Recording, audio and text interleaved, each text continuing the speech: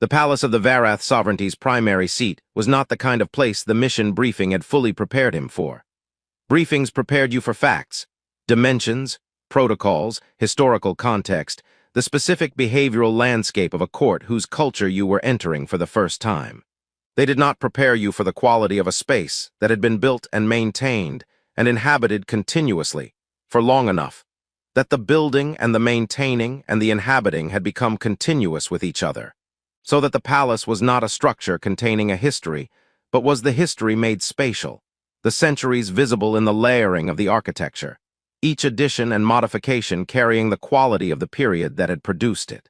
Kale Soren walked through the reception preparation corridors with the Accord delegation and looked at the walls with the trade envoy's professional attention, the assessment default, the reading of the environment for the information it contained about the people who occupied it, and found more information than most formal visit environments produced.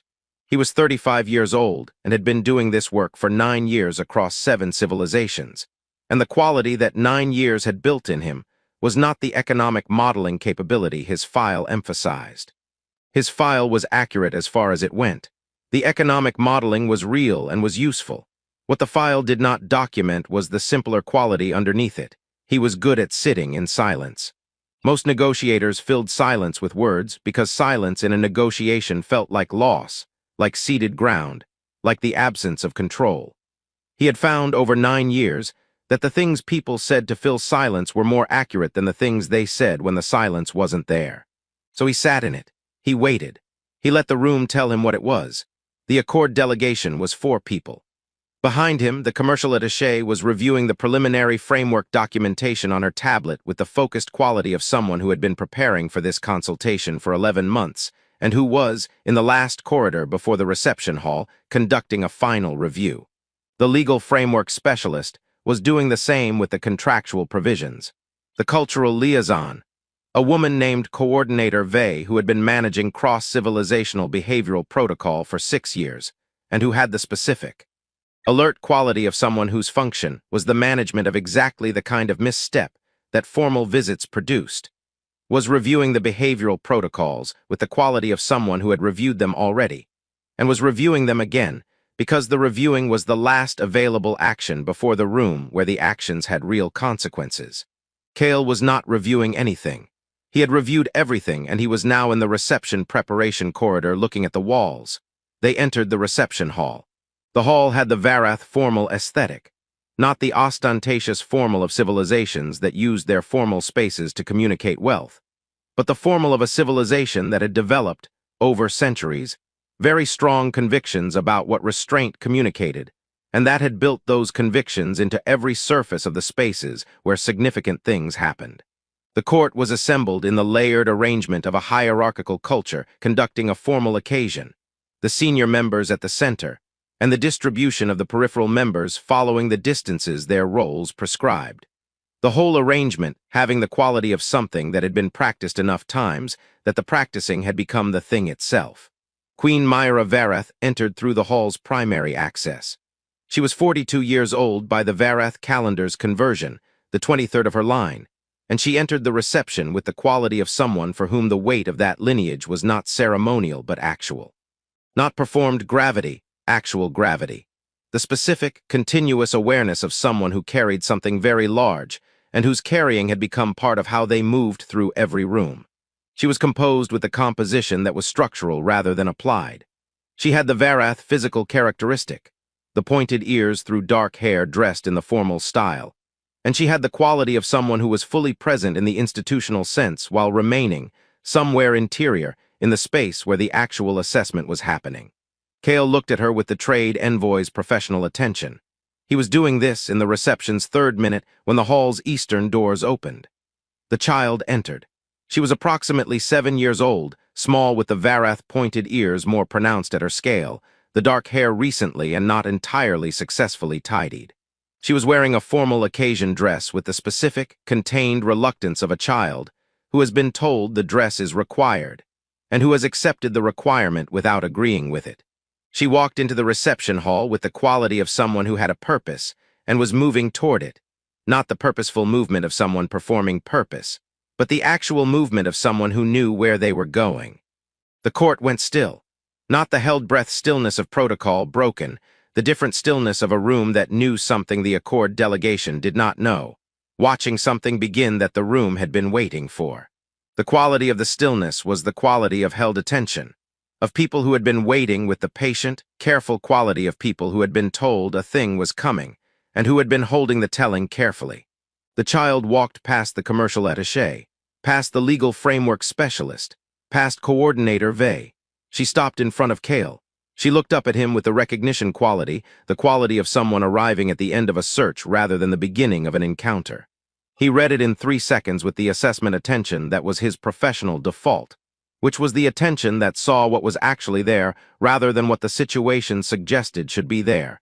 And what was there was certainty. Not the performed certainty of a child making a statement for attention. The actual certainty of someone who had found what they were looking for. She turned to her mother. She raised one hand. She pointed at Kale Soren. She said in Varath, and the translation system in his ear rendered it in the clear quality of a child's voice carrying the weight of something larger. Mom, it's him. The palace went silent. Coordinator Vey translated the court historian's account in the anteroom, where the delegation had been asked to wait, sitting across the small table from Kale with the quality of someone who had been a cultural liaison for 6 years, and who was giving a translation that was outside the standard scope of what cultural liaisons were called upon to translate. The Varath Solon, she explained, was the gift of recognition, not prophecy in the broad sense, not visions of futures or sweeping foretellings. It was specific and limited and precise. The capacity to recognize, on sight, a specific individual whose life would intersect with the sovereignty's destiny in a way the sovereignty's future required. It manifested once, involuntarily, when the individual it was pointing toward arrived in the same space as its carrier. It could not be directed or called or prepared for. In 9 generations of the Varath royal line, the gift had appeared in each generation and manifested 7 times. The 7 individuals identified had been significant to the sovereignty's history. A water system engineer, a diplomatic mediator, a physician, 4 others whose significance had become apparent later rather than immediately. The child is 7 years old, Coordinator Vey said. The court has been aware of the gift since she was 4. They have been waiting for the manifestation. Kale looked at the anteroom ceiling. And it manifested, he said, at a preliminary trade framework consultation. Yes, Coordinator Vey said, with the quality of someone who understood the irony and understood that it did not reduce the significance. He sat with this for a long time. He sat with it in the specific, patient way that was his most useful professional quality, not filling the silence with premature conclusions, letting the information be what it was until the pattern became visible. The pattern, when it became visible, was this. The 7-year-old child had walked across a reception hall with the recognition quality, and the recognition quality was real, and the court's stillness was the stillness of a room that knew the recognition was real. And the Queen's expression when the child pointed was the expression of something uncertain becoming certain. He thought about the Queen's expression for a long time before he fell asleep. The private audience room had a viewport looking over the palace's inner courtyard garden, the specific, layered quality of something cultivated across centuries, the patient accumulation of a very long time's worth of care. Queen Myra Varath was at the table when he was shown in the working register of the Varath formal style, looking like someone who had made a decision about what kind of conversation this was going to be. She looked at him when he sat with the full, precise quality of someone actually looking. You have been told about the Varath Solon, she said. Yes, he said. The court historian's account, the 9 generations, the 7 manifestations. And what do you think of it? She said. He considered the question with the attention it deserved. I think I'm a trade envoy who was sent here to negotiate a mineral extraction framework, and who has spent the last 16 hours attempting to integrate a significant amount of new information. He paused. I think your daughter is certain. I think the court believes her. I think you. He stopped. I think me what? She said. I think you have been holding this carefully for 3 years, he said, and that carefully is not the same as calmly, and that the difference between the two is something you don't often get to acknowledge. The Queen was quiet for a moment. You are a trade envoy, she said. Yes, he said. Who pays attention to people, it's the most useful thing I do. She looked at the viewport, she looked at the garden. Lyra has never been wrong, she said. About anything she has seen with the Solon's quality. She is 7 years old and she has been right about small things since she was 4. When she walked across that reception hall, she stopped. I knew before she pointed. I saw her walking and I knew. What did you feel? He said. She looked at him. That is not a question trade envoys typically ask, she said. No, he said, but it's the one I have. She was quiet for a long moment with the quality of someone who had been asked the true question and who was deciding whether to give the true answer. Relief, she said finally. After 3 years of holding it carefully, relief. That the waiting was over, that the direction was present. He looked at the garden. He looked at her. He looked at the table between them and the viewport and the centuries of careful cultivation visible in the courtyard below. The mineral extraction framework, he said. The Accord's proposal is sound.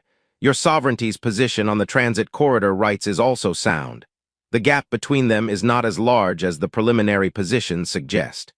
This is a framework that is closable. She looked at him. You are talking about the trade negotiation, she said. Yes, he said. The trade negotiation is why I am here. The Varath Solon, and what it means for everything else is a larger conversation that requires more time and more trust than 16 hours produces. But the framework is closable now, and closing it is the right thing to do regardless of the other conversation. She looked at him for a long moment with the assessment quality and the something underneath it simultaneously. You are not what I expected a trade envoy to be, she said. No, he said. I've been told that before. What were you told you were, she said. Comfortable with silence, he said, in places where most people aren't. She looked at the garden. The framework, she said. Show me where the gap is closable. He showed her. The framework took 4 days. The commercial attaché spent the first day in the slightly dazed quality of someone whose professional expectations were being revised in real time. The joint stewardship framework for the transit corridor rights, which Kale had developed on the first evening in the palace quarters, in the specific productive quality that working in a new environment sometimes produced, resolved the central issue in the second day. The Queen had looked at it for a long time and then said, You prepared this last night. He said, I had time to think. She said, with the something underneath the assessment quality briefly unmanaged. You were thinking about the negotiation the night after my daughter pointed at you in a reception hall. He said, I think better when I'm working. She looked at him with the expression he was learning to read. On the third day, Lyra appeared at the private audience room door. She knocked with the quality of a child conducting an internal negotiation with the instruction to knock. The Queen said, Come in. Lyra came in, walked to the table, looked at the documentation, looked at Kale. Are you staying? She said. He looked at her. He looked at the Queen. He looked at the documentation and the 4 days and the framework and the viewport and the garden. For the negotiation, he said, a few more days. Lyra looked at him with the patient, certain quality. Not the negotiation, after. The room was quiet. He looked at the 7-year-old child who had walked across a reception hall 3 days ago with the recognition quality of someone at the end of a search. And he thought about the water system engineer and the diplomatic mediator, and the 4 whose significance had not been immediately apparent and had become apparent later. He thought about 9 years of work in 7 civilizations, and the comfort with silence and the better work here in 4 days than in 2 years. I don't know the answer to that yet, he said. It's a large question. Lyra looked at him with the 7-year-old's patient certainty. I know, she said. I was asking what you think, not what you know. He looked at her for a moment. I think, he said, that I've done better work here in 4 days than in the last 2 years. And I think that's worth paying attention to. Lyra looked at her mother. She looked at Kale. She had the expression of a child who had said the necessary thing. She went to the door. At the threshold, she turned. The garden, she said to Kale. 3rd section, plants older than the palace. My mother likes it in the evenings. She left. The room was quiet with the quality of the moment before a word exists for something. She does that, the Queen said. Says the necessary thing and leaves, he said. Yes, she said. She has always been like that. The framework was signed on the 4th day with the institutional weight and the assembled court, and the formal ceremony of a significant agreement given its due. Lyra was in the court in the formal dress with the contained reluctance and the direct, certain quality watching. Afterward, in the transitional quality of a formal event concluding, Kale walked to the garden. The 3rd section was what Lyra had said. The oldest plants, 400 years or older, the cultivation across such a long time that the cultivation had become the thing itself. He stood in the third sections quiet with the patient quality that was not professional at all. The queen came at the evening hour, without the court, without the formal quality, in the register of someone who had made a decision about where to be. She stood beside him, and they looked at the oldest plants in the palace garden, and the evening light moved through the Varath sovereignty's sky with the quality of a light that had been moving through it for a very long time. "The framework is good," she said. "Yes," he said, "both sides will benefit." "And the larger conversation," she said. "Yes," he said, "more time, more trust." She looked at the oldest plant. "The Accord has a permanent liaison presence in the sovereignty's orbital station," she said. "The framework's implementation will require ongoing coordination." "Yes," he said, "standard practice." "The liaison role would typically be staffed from the commercial division," she said. "Typically," he said. She looked at the evening light. "I am not asking you to stay because of the prophecy," she said. "I want to be clear about that." "Why are you asking me to stay?" he said. She was quiet for a moment with the quality of someone selecting the precise word. "Because the garden is better with someone in it who is actually looking at it," she said. "And because 4 days of someone who pays attention to people without the management is not something I want to conclude on the 4th day." He looked at the 400-year-old plant. He looked at the evening light. He looked at the queen standing in the third section without the court and without the formal quality, having said the true thing. "I wrote the framework," he said. "Yes," she said. "I'll need to speak with the Accord's assignment coordinator," he said. She looked at him with the two things simultaneously, the assessment and the something underneath it, both present and neither managing the other. "Yes," she said. "Of course." Lyra appeared at the garden's entrance. The formal dress, the contained reluctance, the direct quality. She looked at them in the third section with the patient, certain quality of someone who had known what the outcome would be and who was finding the knowing confirmed. She turned and went back inside without saying anything. The leaving rather than the saying. The confidence of someone who did not need to stay and watch because the watching was not the point. The garden was quiet. The evening continued.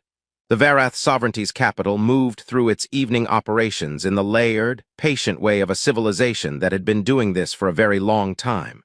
The framework was signed. The delegation would depart in the morning. The permanent liaison assignment would be processed through the standard channels and would arrive at the answer the framework required and the work required and the garden required and the larger conversation required. Lyra had known this in the reception hall in the 3 seconds before she pointed. She had probably known it before that. The gift was continuous. The recognition was the moment it became visible. The garden held them both in the evening light, patient and old and entirely unbothered by the question of what came next. Because the garden had been here for 400 years and had seen what came next before and had found, across all of it, that the things worth growing were the things you tended with attention. Incrementally, with care, over time.